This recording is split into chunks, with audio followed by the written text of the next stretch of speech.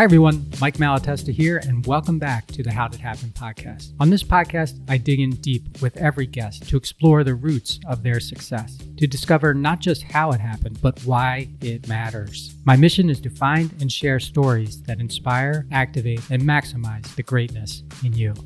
On today's episode, I'm talking with someone who came from a broken home, who was essentially lost in the world until everything changed on a trip to Hawaii when he was 15. Markus Kaulius is an entrepreneur, a speaker, an author, a bodybuilder, and an inspiration.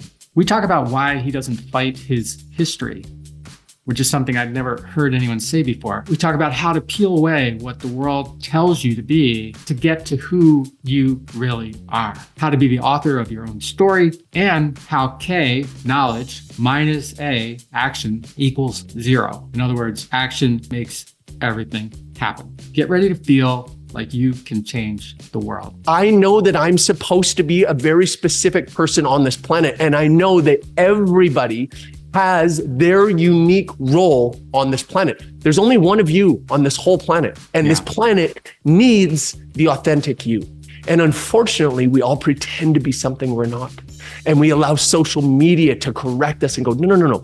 You know, let's water you down a little bit. You want everybody to like you. This is how you should be, even if that's not how you really are. And it's because of that we feel like we're struggling and swimming upstream so much.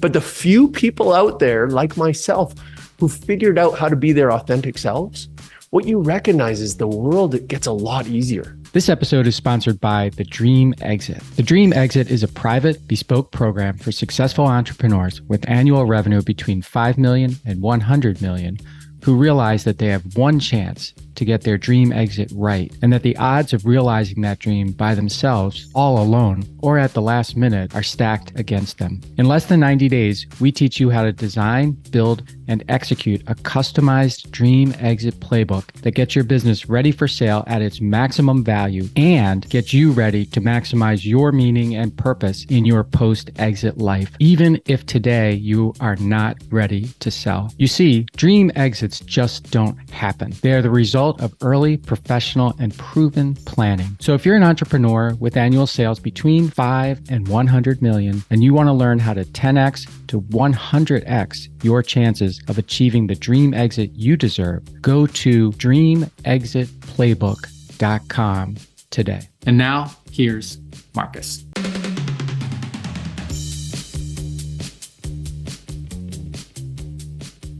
Markus, welcome to the How Did It Happen podcast. Mike, so honored to be here. Excited for this conversation. We're gonna do some good today, brother. We are going to do some good. I like that. Thank you for that vote of confidence. And I expect that we will do, perhaps, without bragging, maybe a little bit more than a little bit.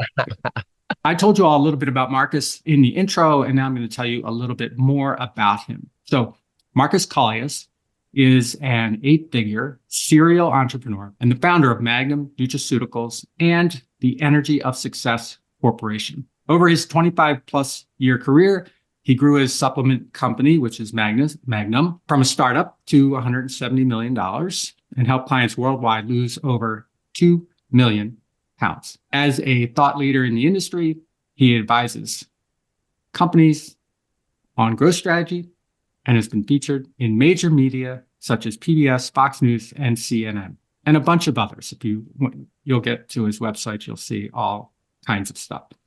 He's got 300,000 plus social media followers, and his daily insights with his community spanning business strategy, mindset, health, and most important of all, faith. And he's committed to sharing lessons learned from his entrepreneurial journey to help other high achievers break free from imbalance and feelings of discontent, which is so weird that there's so much of that out there, Markus, so that they can find fulfillment beyond career success. So that's a bunch of stuff. And before we get into all of it, let's just get started with something simple, which is a question. How did it happen for you, Markus? I think my life was created in a very specific way that led me to this place. And I believe that's true for everybody. I don't fight my history. I don't look at my history as this horrible story of baggage. And boy, there was suffering, there was challenges. But if we learn to look at that as preparation for the person that we're supposed to be, man, it can really radically change our lives. So I'm someone who grew up in a tough situation. We grew up in a broken home, poor in every way, not just financially, but spiritually, health. It was poor. And for years, I struggled with seeing how that would be a gift. But once I started to own that and understand that these were gifts for me to become a better version of myself, I got unstuck. I know there's so many people who feel stuck. I felt stuck for so many years. And I started to take action. And man, do I ever think action is the secret ingredient. It's a secret ingredient for life. It's a secret that very few people are willing to explore. You take some action, you do some stuff, you learn a lot more, and then life starts to change. You said something very interesting there, and it was, I don't fight my history. And I don't believe I've ever heard anyone say that before. How did you learn how not to fight your history? You talked about taking action, and that, I'll be the devil's advocate and I'll say, that's easy to say. Take action, and people look at you now and they go, of course he took action. Look at the guy, you know? But for the people who are having trouble, and I'll say that I'm one of them, making sense of I don't fight my history. How explain that a little bit more. I love this. So let me start by saying this. This is a process. It's a journey. What I'm going to give you, it might be step 1 of 100 or 1,000. So don't expect to hear it. And if it doesn't resonate right away and change your life right away, don't drop it. Here's the big question. What if I'm right? What if everything that happened to you in your life was actually a blessing? I know that can be very hard because some people have some unbelievable suffering, baggage, bondage, way worse than mine. But what if it was actually a blessing? How could that be true? And so when you think of the tough stuff, so for me, my parents' divorce screwed me up so bad for so many years. I was 7 years old. My father wasn't really in the picture, but now he was out of the picture. And as a man, that's so tough. As a boy, that's so tough to grow up without a father around. Now, my mother, bless her, she now had to go back to work full time, but she also had to go back to school full time because she didn't have the education to get a good enough job. So on that day, I lost both of my parents. That was so tough for me. And that screwed me up for so many years. Of course, in that, I could never think any of that was a blessing. But now, I have to answer this question of what if it was a blessing? Well, because of that, I had to be strong. I had to be independent. I had to learn really quickly. I had to learn growth. I had to learn work ethic. Man, these are some beautiful things. Because of that stuff, I'm the husband I am today. I love my wife. I'm obsessed with my wife. We're coming up on 20 years. I'm there for my kids, and I will always be there for my kids. That's because of what I had in the past. So it doesn't mean you have to celebrate it. And there's a really key distinction there. People misunderstand if you say it's a blessing. Oh, great, these terrible things happen to me. I'm not saying that. But it's about acceptance. You accept that it happened. You don't have to fight it. You don't have to go, it's not right that it happened. I agree with you. Maybe it's not right, but it did happen. So now let's focus on the future. Because of that, I am this. Because of that, I am here and I am this person. There must be things about you like today. Well, a lot of that has to do with your past. So if you can just get to there, you can start to experience some beautiful growth out of going, wow, so that's the worst stuff in my life. What about these little challenges? Man, these could actually turn into something beautiful too. And now think of how you'll look at challenges that are in your face right now. You'll accept them in a different way and you'll get through them in a much better way because they're your next opportunity to grow, your next opportunity to become the better version, the best version of yourself. And okay, so you're 7 years old. Your dad's maybe permanently out of your life, at least for at that particular time. Your mom, has to double down on work and on school because she's got a family to support, I guess, largely on her own. You weren't starting with much based on what you said. Who did you turn to? I mean, like a 7-year-old probably doesn't come to that realization on his or her own, Marcus. So No. who were the influences? Who were you paying attention to? Who led you to what you described? That's a great question. And you're absolutely right. I wasn't 7, I wasn't 8, I wasn't 9. I went until I was 15 in a really dark place. Okay. And I would say, okay. yeah, at 15, I'd say I hit my rock bottom. And what it looked like for me at rock bottom, I had so many years of sadness and pain and struggle. And I also had this massive Lithuanian growth spurt that left me 6'4" and 120 pounds. And my health was terrible because I was feeding myself. So my diet consisted of Slurpees and Eggo waffles that were drenched in syrup and butter. It was not pretty. At 15, my father came back into my life for a moment. And he said, hey, I'm going on a trip with my new family and we'd like for you to join us. Okay, wonderful. And I really felt on that plane ride, we were going to Hawaii. And again, growing up poor, you can imagine how excited I was just to be leaving. And on that plane ride, I felt God saying to me, hey, where you're going, you don't have to be who the world has told you to be. Now, remember, I'm 6'4", 120 pounds. The world has said to me, no confidence. You deserve no self-worth. You are not pretty. And the bullies reinforced it really hard. Like I was bullied bad. And of course, accepting all of that and believing all of that, I couldn't get girls to notice me. Like this was a sad rock bottom point in my life. And when I heard that voice, I felt it. When I got off the plane, I was a totally different human being. And this is what's really exciting about this part of my journey. I truly believe that everybody knows inside of them who they are supposed to be, who they want to be. Now, it's a different journey. But if I said to you, you want to be a more confident self, what does that look like? Well, everybody knows, okay, well, I guess I'd look a little more like this. And I'd give you a little more eye contact. And I'd shake your hand a little firmer. And I'd be more confident in who I am. And I wouldn't be afraid to be who I am. And that's how I stepped off the plane. And everybody accepted me for who I was. It was the greatest moments of my life because I had never felt this way before. I was going on dates. I was hanging out with the coolest guys. Nobody would bully me. And I recognized just like in an instant, you can change everything. And it just starts here. Now, of course, it's not always exactly that easy. And going home, I'm sitting there going, oh my goodness, no one at home knows I'm cool now. And so that's where the real work began. And I had to put in so many habits to become this man I wanted to be. But I knew that it was in my control. So I've heard people talk about, this is so interesting. You're on this plane ride from Vancouver to Hawaii.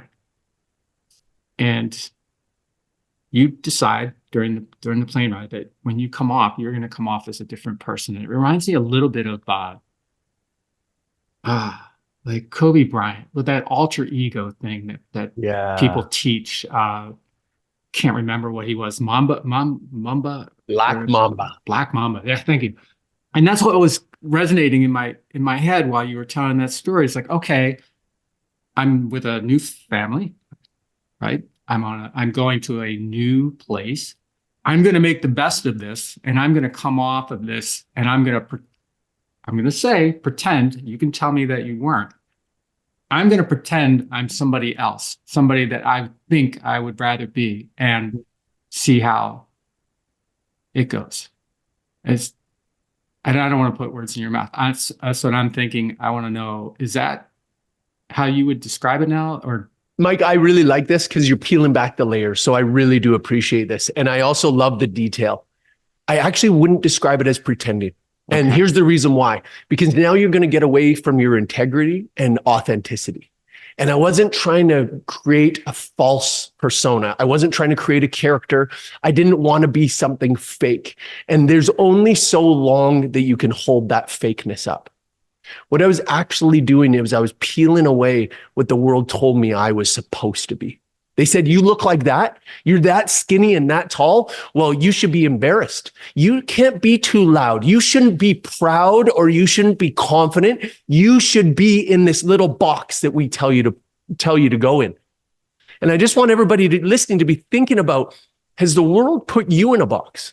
And if you aren't seeing that, the answer is yes. The world has got together. The fast food companies, Netflix, pharmaceuticals, they've all gotten together and said, here's what we're comfortable with you being. We'd like you to be on the couch more. We want you on these drugs. We want you eating this much fast food. And your friends and family, unfortunately, have also supported this situation. We want less of you. You got to be into this box. So when I got off that plane, who I was who I always wanted to be. I shed the crap that the world was telling me I had to be. And every day since, I've worked more towards who I want to be, my authentic self. I know that I'm supposed to be a very specific person on this planet. And I know that everybody has their unique role on this planet. There's only one of you on this whole planet. And this planet needs the authentic you. And unfortunately, we all pretend to be something we're not. And we allow social media to correct us and go, no. You know, let's water you down a little bit. You want everybody to like you. This is how you should be, even if that's not how you really are. And it's because of that we feel like we're struggling and swimming upstream so much. But the few people out there, like myself, who figured out how to be their authentic selves, what you recognize is the world, it gets a lot easier. It gets easier to sleep at night. It gets easier to connect with people because you're going to connect with the people you're supposed to connect with. Now, it doesn't mean that everyone's going to like me. In fact, I'm sure people are listening right now going, I'm not buying this. I'm not feeling this. I'm okay with that. I'm a very specific cup of tea. It's not for everybody. Now, if I water down my tea, then everybody's going to go, yeah, he's okay. It's a watered down cup of tea. That's fine. Yeah. I don't care for that. I'm good with people going, this tea, I don't like the flavor, because I know there's a whole bunch of people on the other side going, what? I've never tasted tea like this. I could drink this tea all the time. So what we need to do is focus on hanging out with the people who like our cup of tea and just letting go of the people who don't. And it doesn't mean I surround myself with yes men. These aren't people who are like, yeah, Markus is the best. It's Markus. You can't do anymore. No, but it's the people who appreciate me. And when I spend time with those people, I'm also great and encourage them to challenge me, keep me accountable, because I'm not just happy with the way I am today. I am, but I want more. I want more growth. I want to experience more. I want to serve more people. And I spend time in the circles with the people who want me to do that. And they want me to challenge them to do the same. And that gets really exciting. So when someone comes to you, Markus, a 15-year-old or a 50-year-old, and they say to you, I'm not sure what or who my authentic self is. I agree with you that everyone has this thing that makes them special. I call it the greatness inside of them. Everybody has this, right? I love it. It's there. Can you mine it and bring it out and then polish it up and, make it? But I also know that a lot of people struggle with, well, especially like in light of some of the things you mentioned, the advertisements, right? Like, everything's saying you either what you should be or what you deserve to be. You deserve, what you deserve to be. Yeah. So someone that's 15 or 50, they come to you and they say, I don't know who my authentic self is. How do you help them find it? How do you think about helping them find it? Oh, this is such a great question too. So again, this is a journey. So this won't happen overnight. Yeah. So I'm going to ask a few questions. I'm going to help you start to move towards this. And by the way, anybody who's listening, I know we're going to talk about my book later, but these challenges and these big questions, they're all in my book. And there's so many exercises on getting you on this path, because I know I'm speaking a language that a lot of people need to hear, which is, I know I'm not being my authentic self. I know there's more of me to give in this world. I know I could be playing a bigger game in life, but where do I start? Where do I go? And I'm almost speaking to 15-year-old Markus. Like, let me help you so that you don't have to spend the next 30 years doing this, but hopefully you can do it in 5 years or 8 years and experience as much success and fulfillment as I've experienced, and then go way past me. I'm so good with that. That's the legacy I'd love to live. So a couple of my first questions are this. What really excites you in life? What are the things that you do that really excite you? Who are the people who you spend time with that really excite you? And why? Dive into these things. So people have these pieces of their life. Well, I'll tell you, when I'm in the gym, I feel alive. When I'm on the basketball court, I feel alive. Great. Why do you think that is? Well, I'm running around, I'm bumping with buddies, we laugh, we're joking. Okay, great. So this is really important. Communication, relationships, these are important to you. Now, yes, you might be going, isn't that important to most people? It is, but there's more to it. Some introverts would be like, oof, that doesn't excite me. Great. What excites you? Well, when I'm alone and I'm curled up with a book, that is one of my favorite places. Great. Let's explore that. Why is that? Now, the flip side of this, but it also really help you understand who you are authentically supposed to be. What pisses you off in life? And what I mean by that is that we're not trying to go down a negative path, but the things that anger you to the core of this is an injustice in the world. Those are going to teach you who you are supposed to be. The things that piss you off don't necessarily piss me off. And there's things that will piss you off that, sure, they might universally, people starving, that's really upsetting. But most people aren't pissed off enough to do anything about it. If it really pisses you off, there's something very unique about you. Maybe that's what you've been put on this planet to combat. Maybe there's something you can do in your life, in your career, in whatever, to help that. See, these are just little clues. And the more you go down it. So let's say you found something in there. You found a little clue that's like, yeah, this really pissed me off. Okay. What if you found a few more people in life who are also that excited and passionate about that? And you spend some time with them. Does it excite you even more? Oh my goodness, it's like, this is my tribe. Ooh, won't that tell you so much? And in your tribe. So for me, when I was starting to work out, and then it wasn't just the working out, which excited me so much. I just loved being in the gym. I loved fitness. I loved what it was doing for me. But then I got to spend some time with people who were businessmen who also loved working out. Oh, now we were really narrowing the field.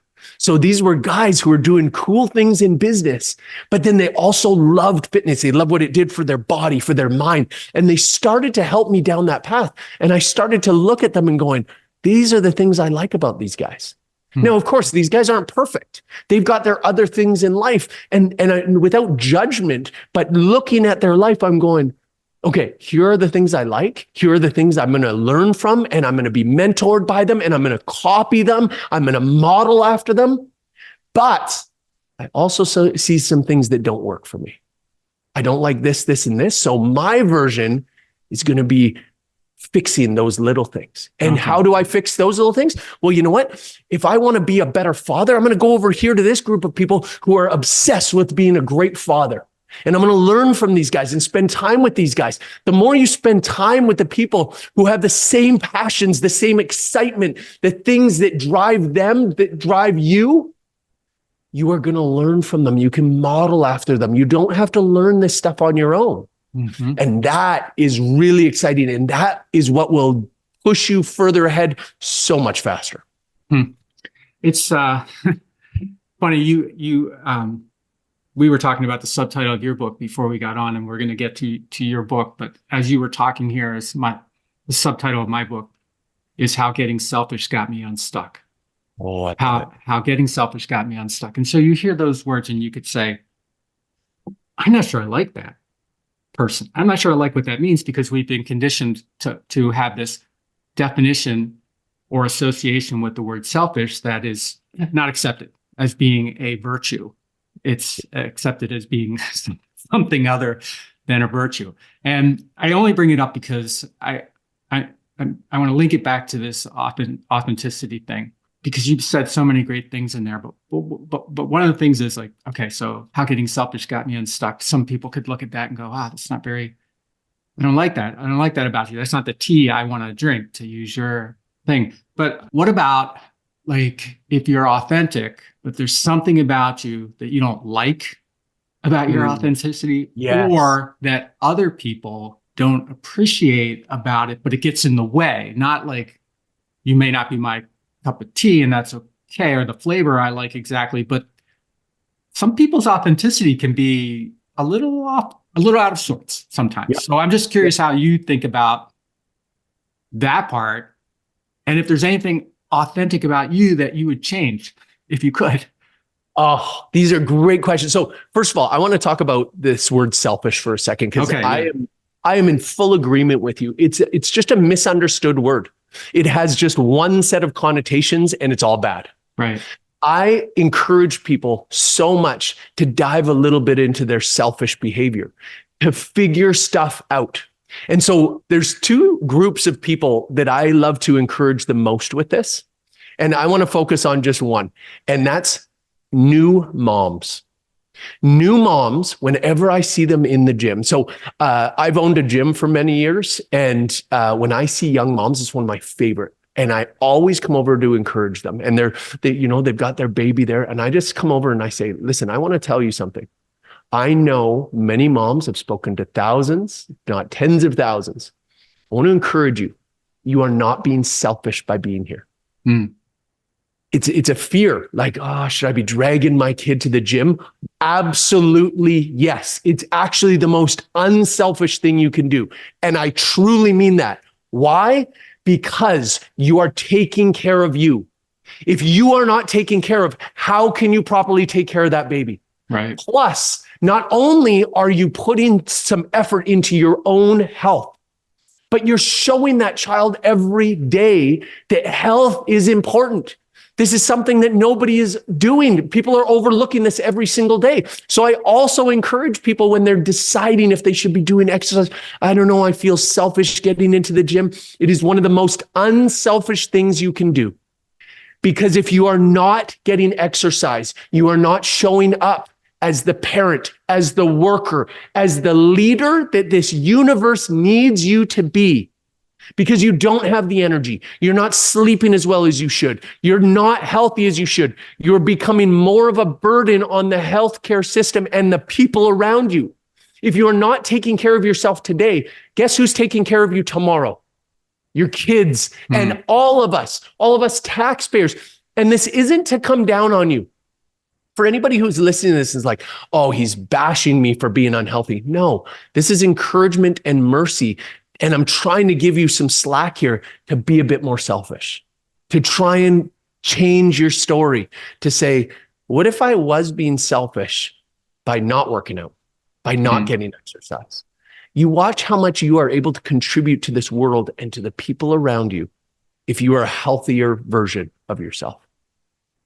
Now, this actually connects quite well into this second part, which your question of, what if there's something about your authentic self you don't like?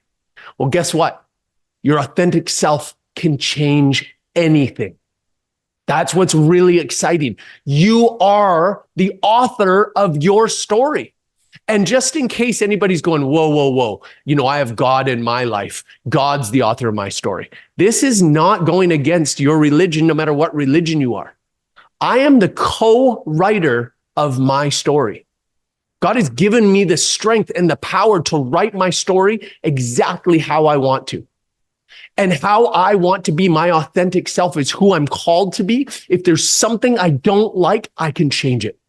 So for me, I had a body I did not like. I was starting to become my authentic self, but I knew my authentic self also wanted a super healthy physique that could do incredible things. Yeah. And it wasn't just for the looks. Of course, in my teens, in my early 20s, yeah, I wanted to get looked at. But then it quickly became, no, I'm actually want a body that can do amazing things. My body today can digest really well, can help me sleep really well, heal from things. I don't get sick. The incredible things I can do with weights blows my mind every day, and it challenges me.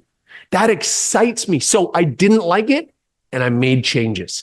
Okay. You can change whatever you don't like. Will it happen like this? No. But it starts with a decision. It starts with a decision that I will change. And if I'm going to commit to this change, I need to commit to habits that are going to build the person I want to be. And get rid of habits that support the person you don't want to be. Yes. Yeah. So good.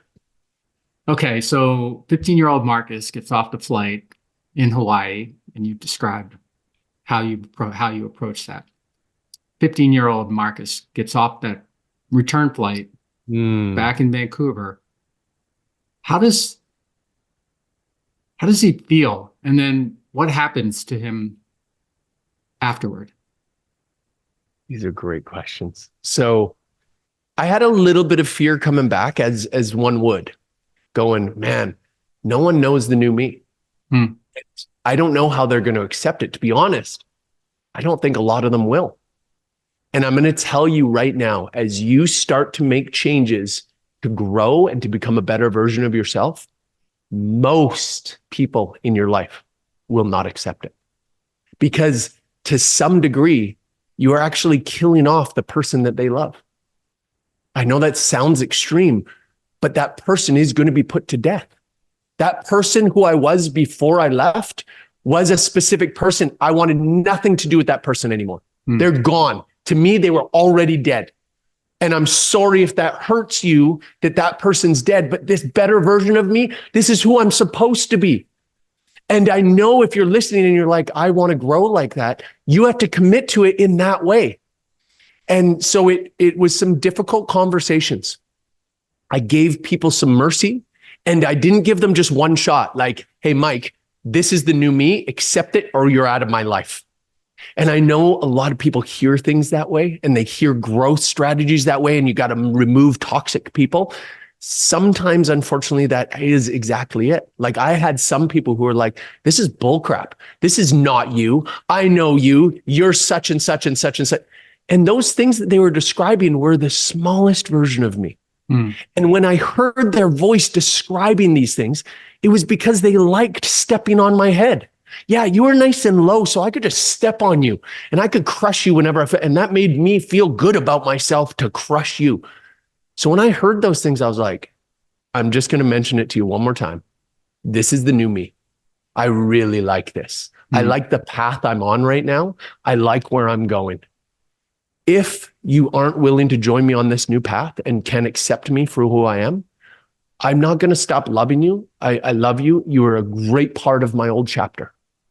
I'd love for you to join me on my new chapter. But if you won't accept me as the new me and you want to drag me back that way, I'm sorry. You will be part of my old chapter, and that's where that chapter ends. It's a tough conversation. And of course, that doesn't work if you're already married. I want to be so clear with this. I'm not giving you the green light to now walk away from your marriage or your kids or anything like that. Those are much bigger and longer conversations that can be counseled. There's some good stuff in there. But a lot of relationships, it's a couple conversations, and you're going to find out pretty quick who wants to be on board. Yeah. And there were people who said, I'm not going to be part of this. And they took 2 or 3 years, and then they started to see where I was going, and they were like, hey, my bad. Can I get back on board with you? I love the new you, and I want to support you. And I was like, great. I love it. Come on, join me. Right. Well, I love how you made that distinction too, because, with your spouse or family members, or, there's a difference between a commitment and a relationship. You have relationships with all kinds of people, but you're not necessarily committed That's right. to those people, nor are they to you. And so if they're part of your old life, as you described it, that's just not fighting your history. That's right. Right? That's right. Well said. Way to bring it back. Your dad, has he stayed in your life since that trip at 15? So sadly, I say right now, I have a good relationship with my dad. Okay. If you were looking at it from the outside, most people are like, what? So we talk once or twice a year. Okay. It's good though. I don't hold anything against him. To really fast forward over a lot of stuff, I fully forgive him. And I more than just forgive him for the stuff that went on in the past. I really appreciate who he was in my life.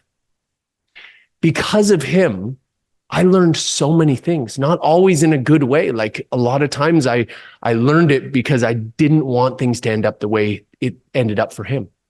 But because of him, I'm an amazing father. Like I have an incredible relationship with my girls. I'm there for them all the time. Because of him, I am the husband that I am today.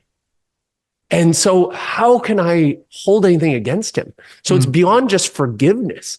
I'm so grateful for the role he played in my life. And by the way, through that forgiveness and gratitude, there's my mind has opened up to see things that I would have never seen before. So my father also stopped the curse of abuse. I know how hard that is. I learned that when people are abused, it's really easy for them to carry that on for generations and generations. My father stopped that.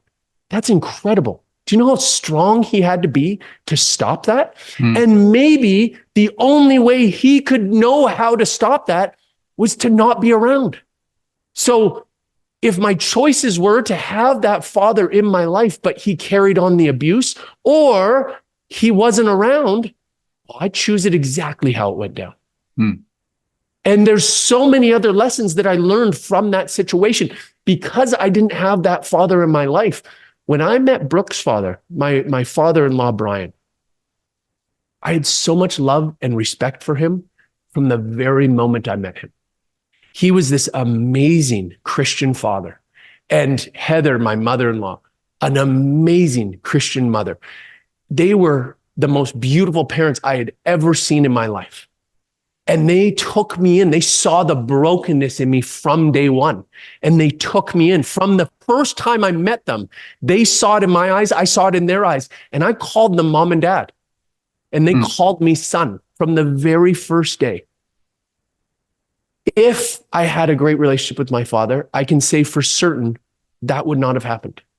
And it's because of that love and respect that I had for Brian and Heather that Brooke fell in love with me. So if I could go back and I can have a great father, but I don't get Brooke, and I don't get Brian, and I don't get Heather, and I don't get my daughters, Claire and Bailey, it's not even a question. No chance. I wouldn't change a thing. And how about mom? How about my mom? Yeah. Similar story. You know, it's a little bit sad in that I get it. Like I see what relationships are kind of supposed to look like, but why do all relationships have to look that way? You know, I put in effort. I say I have a good relationship with my mom, but I don't know her all that well. She doesn't know me all that well, but I love her. I'm very grateful for who she was. I don't blame her for anything that she did. She did what she had to do, and she was so strong. Holy smokes, was she strong. Do I have a great relationship where we talk once a week? No, but that's okay. That's okay. We have what we have. And again, I learned what I needed to learn. Right. And you have that with Brian and Heather, it sounds like. That's right. And they are amazing. Yeah. Well, thanks for sharing, going down that road with me. I appreciate that. And I learned from it. Mike, I really appreciate that. And listen, for anybody who's listening to this and they something resonated with them, they relate to anything I just said, these are the kind of connections that being your authentic you're going to feel something like, oh my goodness, like this guy's talking to me. that might be the hint that you should come spend more time with me. Like, I would love that. Because if you feel that connection, I'm quite certain I'll probably feel that connection with you as well. So don't fight that. If I've figured it out and I've gotten to the place where I've gotten to with this stuff, and you are looking at it going, oh my goodness, I would love to get there with my baggage or with my relationship with my dad or my daddy issues or my mommy issues. If I've figured it out, there's got to be something that I could do to help you figure out yours as well. So before we get there, because I know your book is all about that, plus the work you're doing at Play a Bigger Game, I want to get into, I want to understand how Magnum Nutraceuticals, your company, came to be, how you got into that, and then grew it to a size that most companies would never grow to. And then you left at some point as CEO last year, maybe. Yes. So all of that is fascinating to me, and I think to everyone listening. So let's go there. Tell us about that. I love it. Let's talk about how did it happen. Yeah. So again, going back to, I was a teenager when I was starting my first businesses. I felt called to it. So being my authentic self, I knew I was a very unemployable human being. I tried different jobs, learned tons, worked my butt off, used my work ethic, developed my work ethic. My encouragement right now, before I start this story, and it's going to be the overarching theme of everything I say: take action. Start taking action on your stuff. Start taking action in life. This is one of the biggest problems I see today. People don't take action anymore. We consume information. We watch others.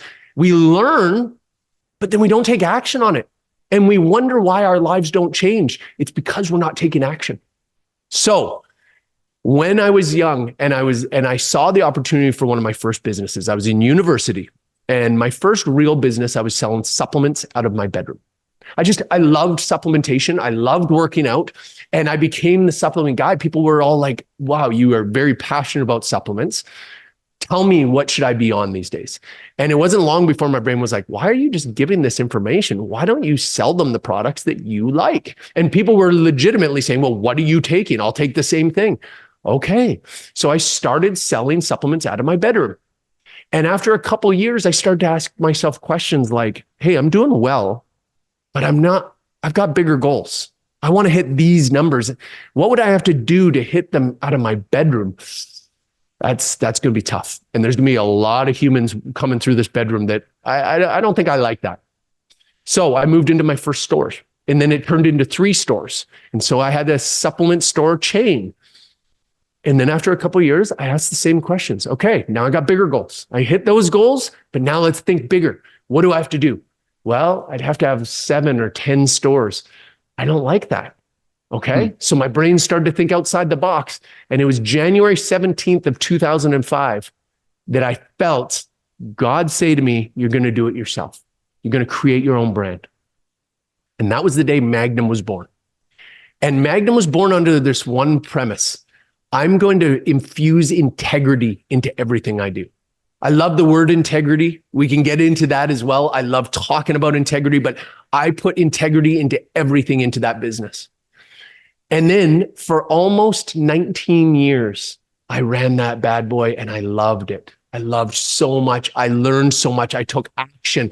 Every single day I showed up and took action, and I treated people the way I wanted to be treated. And then I felt called one day to sell the business. And God bless me to sell the business last year. So I had this beautiful exit. I learned so much through the exit. It was so exciting to move away from it. And people are constantly like, what? That was your baby. You were Magnum. People would constantly call me Magnum. And they ask, are you looking back? Do you think you made the right choice? I'll be honest with you. I don't even 1% look back and think about what if or regret, because I know I was called into this next chapter. Sure, it was comfortable. But when you start asking those questions of what's next, is there more for me? The answer was absolutely yes. There's more for me to do. There's a whole new role for me to play in life. And I love that. That excites me. That gets me out of bed. This is more peace and joy and excitement and love and gratitude and abundance that I've ever felt in my life. And I love sharing that with people. And I had to take those steps to get to where I am today. So as you're telling that story, here's what's in my mind. I call that a dream exit. Yeah. And I teach people about dream exits.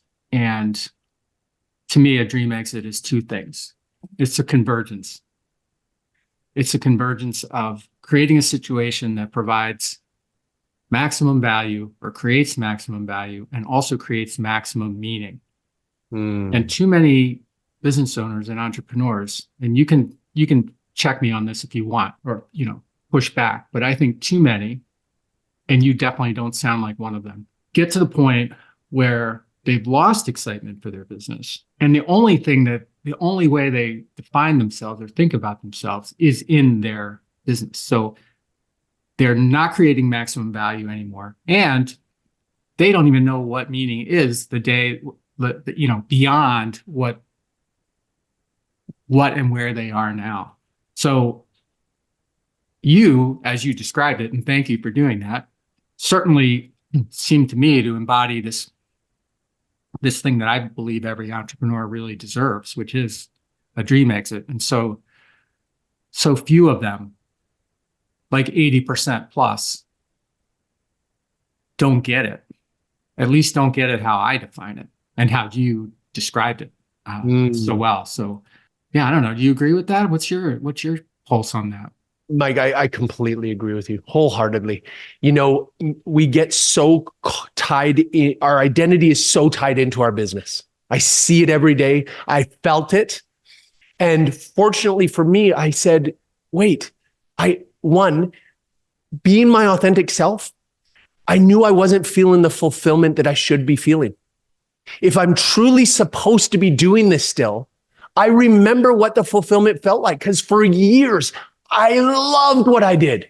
I loved so much of it. I loved even the stressful moments. Like, it was so challenging at times, but I was like, I'm meant for this. I was born for this. God created me to be this guy.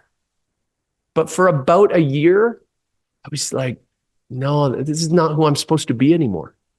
And so I want to encourage people who feel that way. What if there's a new chapter supposed to be starting in your life? What if you're supposed to play a new role? And just look into it a bit.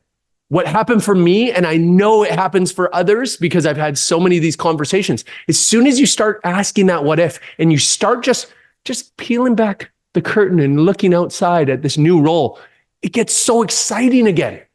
Yeah, sure, there might be a little bit of fear too, but wait, that's all new. I'm comfortable here. And there's so much comfort, and there's money, and there's toys, and there's respect, and I'm a powerful human being. Yeah, but look, there's a new game starting over there. Wouldn't you like to play that new game for a bit? Yeah. And there's so much that you could take from this. I think people fear so much, like, well, I'd be starting from zero. I'd be starting all over again. And it's like, who told you that lie? How is that true? I mean, are you saying you learned nothing in all those years in business? Right. Of course not. So the next thing I go into, I'm starting way ahead. I'm not starting at grade 1 or kindergarten or even grade 6. I've got more than a university education. I've got a master's degree. No matter where I take that, it's going to go so far.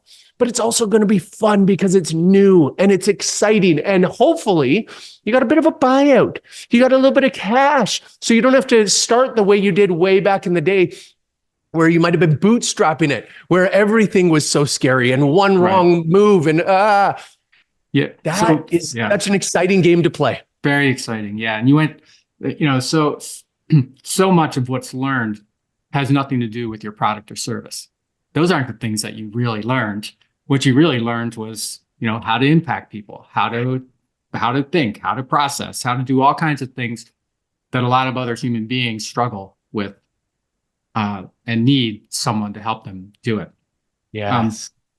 So this might be like going down a dead end, but I thought maybe, so coincidentally, like a week ago, I listened to a podcast with Dr. Peter Attia. I don't know if you know Peter Attia, that name. He's a Canadian. But he had this bodybuilder on from Vancouver, whose name is Derek. He goes by just one name, Derek, Derek. Have you ever heard of him? I might know him if I knew more about him. Okay. The fact that he goes by just one name, like Madonna. Madonna. Yeah. I don't know if I know Derek. Okay. Well, anyway, a lot, they talked about all kinds of things, but a lot of it was supplement based. And it was way too much, like too deep for me. But supplements themselves have sort of like I take a bunch of them. A lot of people take a bunch of them, but there's also like this sort of, there's a sketchiness about supplements. People don't know what to trust and who makes the best supplements, where are the pure ones, if you buy it on Amazon or you buy it here, or like what he was saying, a lot of it is repackaged, just bought from China, repackaged, put a new label on it, ship it. And he obviously knew what he was talking about. You are, an expert in this. You built a great company.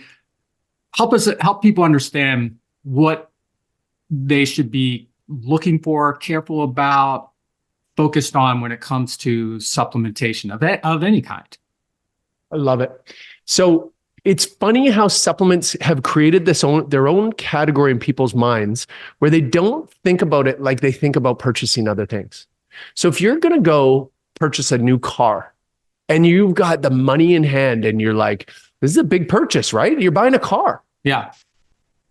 Don't you want to know a little bit about the car company? Like, it's one thing to go, hey, this car, it looks pretty. And I heard it has power windows and a sunroof. That's super exciting. Those are bells and whistles. Don't you want to know who made that car? Where was it made? And let's look a little bit deeper. Like, did they ever get charged with cheating? Did they ever get into lawsuits over creating crappy product? Of course, we'd look into those things. I got 50 grand. I got $70,000 in my hand. I'm looking into that stuff. And you would take that stuff serious. Like, actually 3 years ago, there was a major recall because 45 people died because they made crappy brakes and blah, blah, blah. I'm not buying that car. But for supplements, for some reason, people go, ooh, it has a sunroof and it has power windows. I'm going to buy it from that. What? Mm-hmm. Hold the phone. Don't you want to know anything else? So my encouragement to you, if you're going to be looking at supplements, one, you should be as skeptical about them as anything else. Two, do some research on the integrity of the company. I love talking about integrity because integrity is something you can't hide. And there is no 99% integrity. It's you have it or you don't. And companies that have it, they're pristine. And they're like, hey, come look under our hood. We've got nothing to hide. The people who don't, the many companies who don't, it should take you 5 minutes to see how brutal it is. Let me give you a quick example of what I'm talking about. Sure. One of the a very special year in Magnum's history, it was quite a few years ago, but the CBC in Canada, it's our global broadcast or our national broadcasting channel. They sent investigators in to a bunch of supplement stores and they bought a bunch of protein powders. They bought, I think it was 50 different protein powders from different brands. They tested them all for the protein content. Out of 50, do you know how many of them were actually to label claim? 2? 4. Out of 50. And how many were over? Oh. So I just wanted to be. So here's what was interesting. Yeah. One, Magnum was one of the 4. And that's one of the reasons we started to shoot up because people were like, oh my goodness, you don't just talk about integrity. There's proof in this. But when these 46 other companies failed and they listed what was in it, oh my goodness. Like there were companies on the top of this list and they were huge names that I won't repeat, but these were huge names that said, yeah, there was 30 grams of protein in a scoop. There was 14 grams of protein in the scoop. Less than half. To me, I'm going, why is that company not out of business tomorrow? Right. I said there would be this much. I'm doing less than half. Why? Because I'm going to pocket the rest. I'm going to buy a private jet. I deserve to go out of business. But no, people kept buying. That company still exists today. It blows my freaking mind. So just look into the integrity, and you're going to quickly find out who you should trust. And once you find the proof of the integrity, you're going to fall in love with what they do. So you'll fall in love with Magnum.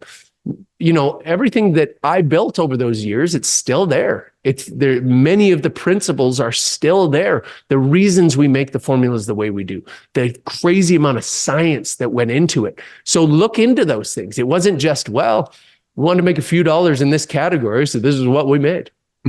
Okay. Well, I appreciate you taking us down that road, because that was very helpful. The car example was really good. Like, you know, due diligence. Yes. When, particularly on something you're putting into your body. Yes. Due diligence.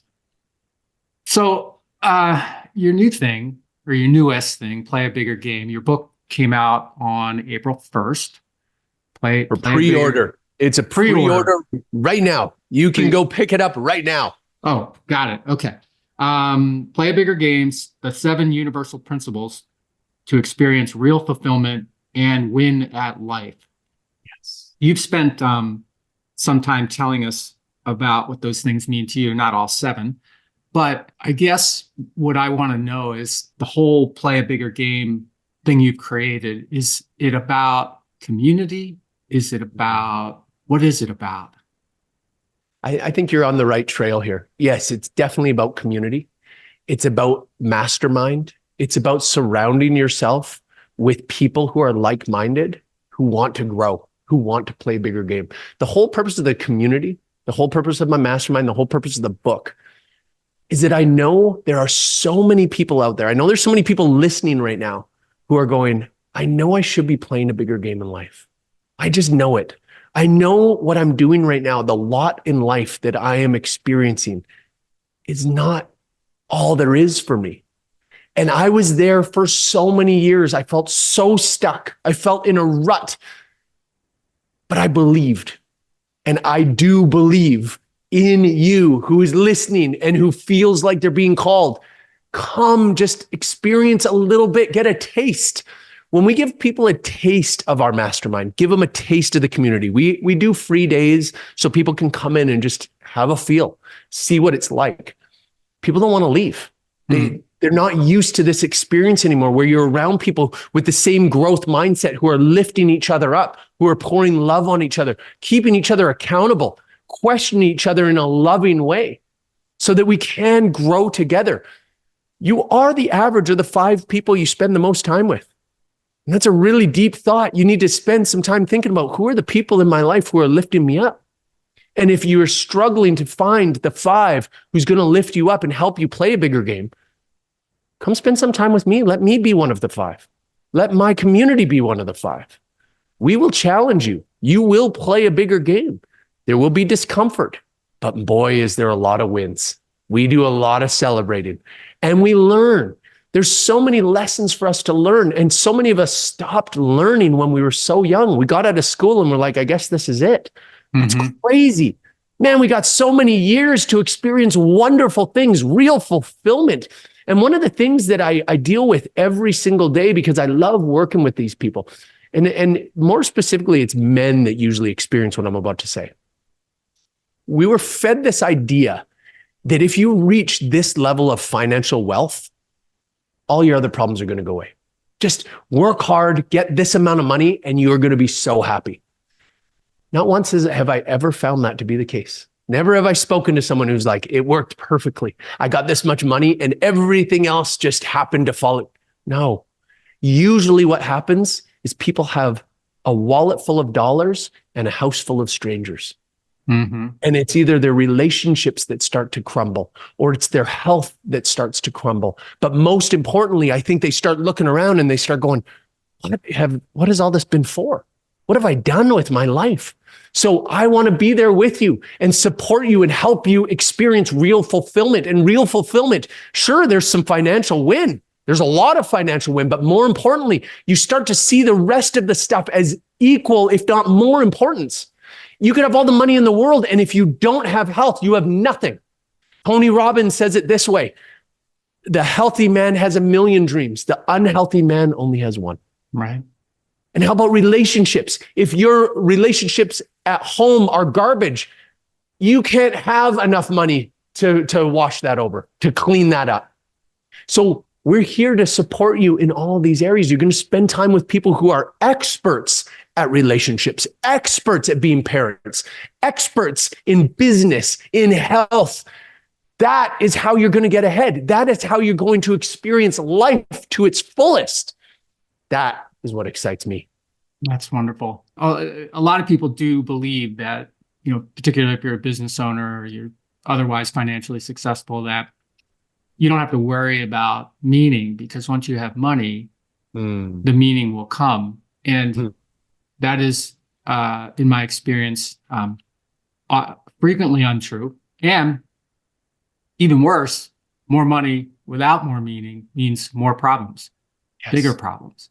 Not for everyone, but that's definitely as much of a possibility as you magically finding meaning because someone, paid you this much for your business or whatever. So playabiggergame.com. That's where you would like people to go to learn more about what you were just talking about, Markus. And before we go, is there anything that I should have asked you about or you want to leave us with? Yeah, that I didn't, or you'd like to leave us with? Mike, I just want to say you're really great at what you do. I just want to thank you so much for having me here. This conversation has been amazing. I love where it was led. I don't think there was anything missing, but I do want to conclude with this. It's one of my favorite equations I'm going to leave everybody with. K, which is knowledge, minus A, which is action, equals 0. You can have all the knowledge in the world, and if you don't take action, you're going to end up with nothing. You're going to have no change. So take some action. Just start moving down a path. And one of the ways I love to describe this to people is, on my journey, I learned more than 90% of what I needed to know on the journey. So it's important to do your research ahead of time before you start walking, sure, but it's only going to be worth 10%. So how long do you want to wait and hold back your actual learning? The education starts when you start walking. Yeah. And if you start moving forward, you'll be amazed at how quickly you go, oh my goodness, I was focused here. Oh, I should be way over here. But you won't know until you start moving. So just start moving. And it doesn't mean you have to go all in. It doesn't mean you have to put every dollar you have into it, but just start moving down the path. And when you start taking action, what's so exciting, not only will you learn, but you're going to start building confidence, because I'm a person who takes action. And because I just moved forward, I learned so much. I'm ahead of all the people who didn't take any action. Right. And so here I am, 25 plus years into my career. I know I'm so far ahead of the other people who didn't even start.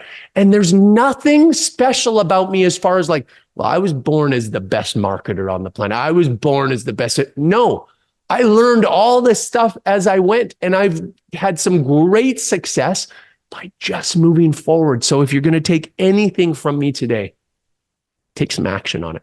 I love it. People are so afraid that if I don't have A to Z figured out, I can't move forward because I don't have it figured out. And they forget that A to B and B to C and C to D will show you the path to Z.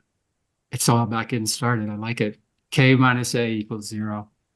Markus, thank you so much for coming on the show today and sharing your story, your wisdom, your experience, and your joy.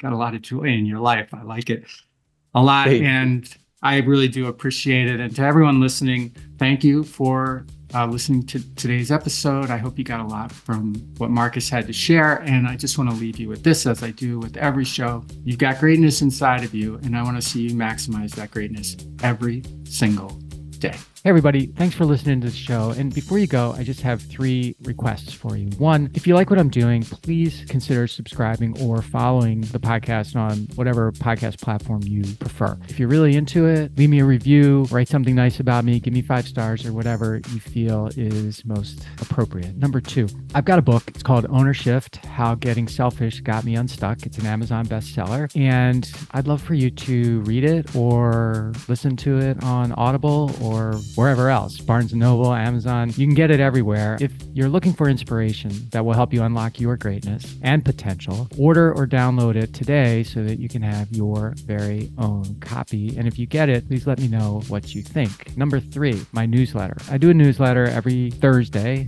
and I talk about things that are interesting to me or I give more information about the podcast and the podcast guests that I've had and the experiences that I've had with them. You can sign up for the podcast today at my website, which is my name, MikeMalatesta.com. You do that right now, put in your email address, and you'll get the very next issue. The newsletter is short, thoughtful, and designed to inspire, activate, and maximize the greatness in you.